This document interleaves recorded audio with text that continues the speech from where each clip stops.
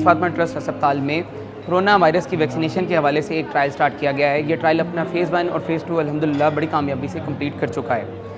Phase 3 का trial बाकायदा trap से इम्प्रूव शुदा है, नेशनल बायोएथिक्स के से बाकायदा ये लाइसेंस्ड है और अभी अल्हम्दुलिल्लाह हम मजीद फातिमा ट्रस्ट अस्पताल में आने वाले तमाम सब्जेक्ट्स को इस्तकबालिया पर रिसीव करते हैं और उनसे तमाम तर बेसिक मालूमात हासिल की जाती हैं।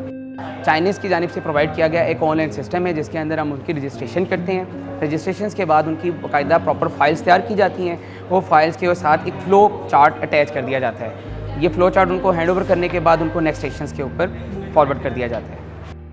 वैक्सीनेशन ट्रायल में ये हमारा दूसरा सेंटर दूसरा एक स्टेशन है जिसको हम ICF इन्फॉर्म स्टेशन कहेंगे, जिसमें जो इन्फॉर्म कंसेंट फॉर्म है जो उन्होंने आगे जाके साइन करना है, मैं उसकी सारी डिटेल यहाँ पे बताऊँगी सब्जेक्ट को। ठीक है, सबसे पहले रजिस्ट्रेशन होगी। रजिस्ट्रेशन के बाद इस तरह एक फॉर्म लेके सब्जेक्ट मेरे पास आएंगे। ठीक है, जिसमें रजिस्ट्रेशन जो करेंगे वो अपने सिग्नेचर करके मेरे पास भेजेंगे ताकि मेक श्योर कि कोई खुद से साइन करके ना आए, उनका ही सिग्नेचर है मेरे पास।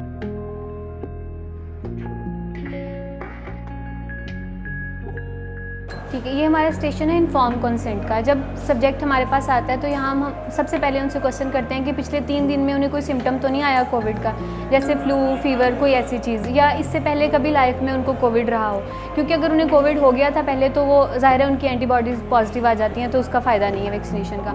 और उसके बाद जब वो हमें क्वेश्चंस के आंसर दे देते हैं और उसके बाद हम उनसे पूछते हैं कि वो अपनी मर्ज़ी से वैक्सीनेशन करवा रहे हैं, क्योंकि ये ट्रायल है तो बाद में खुदा ना खास्ता कोई ऐसा मसला ना बने, तो हम उन पे सिग्नेचर लेते हैं उनके।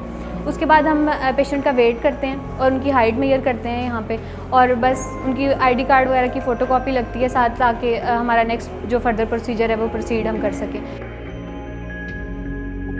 वेन क्लियर करवानी होती है पेशेंट की, ज़रा वेन थोड़ी सी ईजी हो जाए, तो फिर उसके बाद ये सिपरेट स्वैब और ये टोनिकेट वगैरह लगा के सेंस स्टरलाइज करके, प्लस वो जो कह लें कि पेशेंट को क्लियर करके उसकी वेन क्लियर करके फिर बाद में हमने सैंपल लेना होता है। ये टेस्ट ट्यूब होती है, इसमें सैंपल लेना होता है, 4 cc होता है ना तकरीबन, उसमें ब्लड लेना होता है।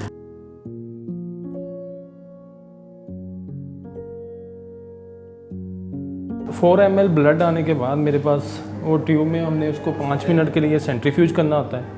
सेंट्रीफ्यूज के बाद ये हमारे पास चाइना की जो कोविड-19 टेस्ट किट है, एंटीबॉडी टेस्टिंग किट है, ये इस पर हमने इसको 13.5 मिनट के लिए लगाना होता है। ये टेस्ट हमने इसमें 20 माइक्रो जो होता है तकरीबन हमने वो लेना होता है सैंपल ब्लड का, सीरम जो डालना होता है इसमें, और उसके बाद हमारे पास सैंपल एक सोल्यूशन है वो डाल के 3 ड्रॉप उसके, तो 13.5 मिनट के लिए हमने वेट करना होता है।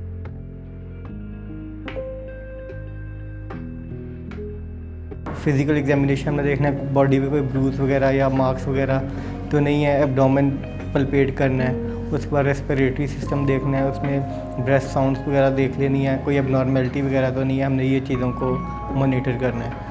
अगर फिज़िकली पेशेंट फिट है, कोई ऐसा एबनॉर्मेलिटी नहीं है, तो हम लोग फिर उसको आगे प्रोसीजर का मूव ऑन करते हैं। उसमें कुछ इंक्लूजन और कुछ एक्सक्लूजन प्रोटोकॉल्स हैं जो इस कंपनी की तरफ से हमें दिए गए। एक तो patient should be above 18 years, 18 year से अगर कोई भी काम है तो उसको हम लोग इनरोल नहीं करते। दूसरी बात ये कि पेशेंट वॉलंटियरली खुद रज़ामंद हो कि मैं इस ट्रायल का हिस्सा बन रहा हूँ, उसी को इनरोल किया जाता है। उसके बाद फ़ीमेल सब्जेक्ट्स हैं अगर, तो उनके लिए अगर लैक्टेटिंग मदर हैं वो और अपने बच्चे को वो दूध पिला रही हैं, तो हम लोग उनको इनरोल नहीं कर रहे।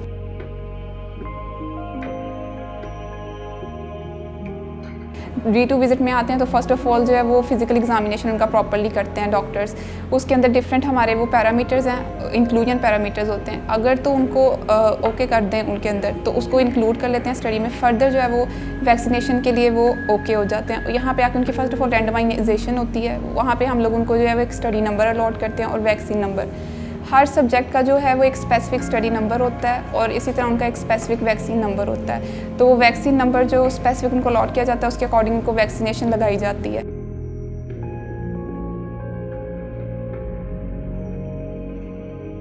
वैक्सीनेशन सब्जेक्ट हमारे पास आता है, यहाँ पे हम उसकी ऑब्जर्वेशन के लिए 30 मिनट्स के लिए अंडर ऑब्जर्वेशन रखते हैं सब्जेक्ट को कि with in 30 minutes after vaccination उसे कोई साइड इफ़ेक्ट, कोई एनी एडवर्स इवेंट तो नहीं आ रहा। जो भी एक टेम्परेचर की रीडिंग हम नोट करते हैं, उसके बाद कोई भी एक डायरी कार्ड देते हैं घर के लिए, साथ में उसको कोई भी एडवर्स इवेंट आ रहा है तो वो नोट करते हैं, ठीक है। और विद इन 30 मिनट्स उसको सारा डायरी कार्ड का प्रोसीजर एक घर ले जाने के लिए, क्योंकि विद इन 7 डेज़ उसको नेक्स्ट 7 डेज़ कोई मसला आ रहा है तो वो उसके अंदर मेंशन कर दे। और अगर कोई भी एडवर्स इवेंट आता है तो वो हमें कॉल करके, एक एमरजेंसी नंबर भी दिया जाता है, उस पर कॉल करके हमें कांटेक्ट कर सकता है कि कोई मसला आ रहा है या डॉक्टर से कोई मेडिसिन प्रिस्क्राइब करनी हो, हम उसे उसके बारे में गाइड कर देते हैं। अगर ज़्यादा मसला है तो वो हमारे पास इधर हॉस्पिटल में आ जाता है। 等3地开展了临床实验，然后二期大概在2020年12月份的时候，我们率先是在乌兹别克斯坦开展了临床3期实验，所以说它的一个安全性是能值得保障的。同时，目前从1期和2期的一个那个免疫原性的一个效果来看的话，它体内的产生的一个综合抗体的水平也是非常高的，就说明它的一个保护效果也是非常好的。2020 तकरीबन 6 मंथ में इन्होंने बीजिंग, छोंगछिंग और इसके अलावा एक और सिटी में जो है इनका ट्रायल जो है वो स्टार्ट हुआ था। उसके बाद 2020 12th मंथ में इन्होंने इंडोनेशिया, एक्वाडोर, उज़्बेकिस्तान वगैरह में ट्रायल स्टार्ट किए हैं। उसके बाद इन्होंने पाकिस्तान में जो है 2021 में तकरीबन 3rd मंथ में 24 मार्च को हमारा ये ट्रायल जो है यहाँ पे स्टार्ट हुआ है फैसलाबाद में। अज़ीज़ फ़ातिमा ट्रस्ट हॉस्पिटल में ये जो कोविड वैक्सीन का ट्रायल है ये 24 मार्च से स्टार्ट हुआ है और ये भी 3 माह चलेगा। इसमें हम जो मुख्तलिफ़ सब्जेक्ट्स हैं उनकी स्क्रीनिंग करेंगे और उसके बाद स्क्रीनिंग के बाद जो कैंडिडेट्स होंगे जो फुलफ़िल करेंगे क्राइटेरिया, उनकी फिर अकॉर्डिंगली वैक्सीनेशन हो जाएगी। मिनिमम 1000 लोग हैं और इससे ज़्यादा जितने भी हो जाएं, जितने भी लोग इस जो हमारी एक सर्विस है इससे फ़ायदा उठा सकें, जितने भी लोग वैक्सीनेट हो जाएं मैक्सिमम, क्योंकि अभी जो यंग लॉट है उनका तो अभी गवर्नमेंट सेक्टर में कोई इस तरह से बहुत ज़्यादा करीब चांसेस नहीं है। अभी जो है 65 प्लस को या 60 प्लस को जो है वो एंटरटेन कर रहे हैं। रिसर्च एंड डेवलपमेंट के हवाले से मैं बताऊं कि अल्हम्दुलिल्लाह फैसलाबाद में अज़ीज़ फ़ातिमा ट्रस्ट हॉस्पिटल जो है वो पहला हॉस्पिटल है जहाँ पे इस तरह की जो रिसर्च एंड डेवलपमेंट का काम हो रहा है। सेकेंडली ये है कि हमारे एंड के ऊपर यही है कि हम लोगों को ऐसी सर्विसेज फ्राहम कर रहे हैं और at the same time health education भी हो रही है उनकी।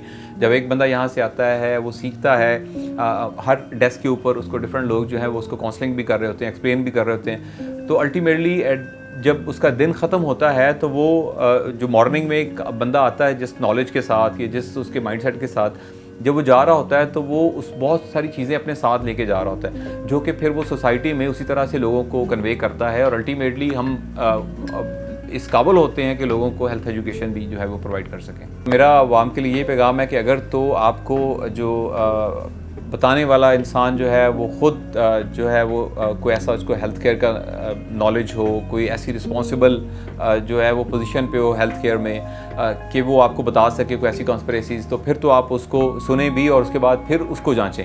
अगर कोई ऐसा बंदा है जिसका हेल्थ केयर की फील्ड के साथ कोई तल्लुक़ नहीं है तो मेरा नहीं ख्याल कि उसके ऊपर ज़्यादा कान धरने की ज़रूरत है। अल्टीमेटली आपकी लाइफ का एक बहुत बड़ा मतलब इसके अलावा भी देखें हम तकरीबन 10 बीमारियाँ ऐसी हैं जिनकी वैक्सीनेशन गवर्नमेंट जो है वो एक्सटेंडेड प्रोग्राम ऑफ इम्यूनाइजेशन के थ्रू करती है।